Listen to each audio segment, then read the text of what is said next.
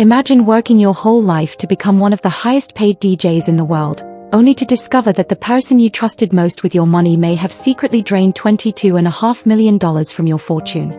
That's exactly the nightmare Calvin Harris says he's facing right now. And the shocking twist is that it wasn't a rival artist or shady promoter, but his very own financial advisor who allegedly pulled the strings behind a Hollywood real estate scheme gone wrong.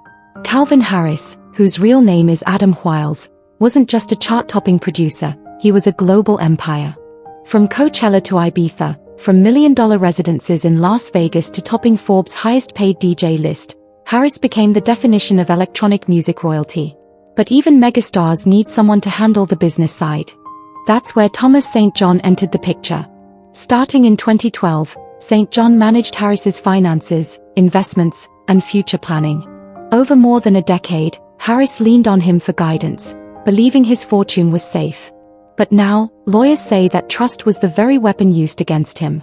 According to court filings, St. John and his associates dreamed up something massive, a 460,000 square foot megadevelopment in Hollywood called the CMNTY Culture Campus. The pitch? A one-of-a-kind creative hub with studios, lounges, and workspaces for musicians, engineers, and entertainers. To an artist like Harris, it sounded perfect. But here's the catch. Reports claim he was never shown the full picture. Instead, documents say he was sent quick DocuSign forms, allegedly misleading in what they outlined. By clicking a few buttons, Harris unknowingly committed a staggering $22.5 million into the project, money split between a loan and an equity investment. So where did that money go? That's the million-dollar, or rather, $22 million, question. Lawyers allege that $11.7 million was funneled to a company controlled by St. John himself. To this day, Harris's team says he has no idea where the rest ended up.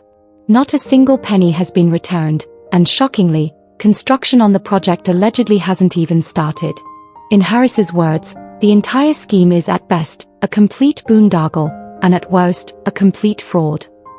And for a man known for selling out stadiums, losing this much offstage is almost unthinkable. But that wasn't the end of the confusion. In 2024, the project supposedly shifted direction, no longer a creative campus, but now a luxury housing project. 2 massive towers, 750 apartments, some marketed as affordable housing, were suddenly the new vision. Harris claims he was never properly told about this pivot. Insiders say it was brushed off as shifting market dynamics, but critics wonder, was it ever really about music and creativity, or was the creative angle just bait for investors like Harris? That unanswered question is fueling even more suspicion. Of course, St. John isn't staying silent. His attorney insists the project is alive and thriving, blaming delays on interest rates and real estate market conditions. They argue Harris was fully aware of the risks, saying he actively pursued the opportunity.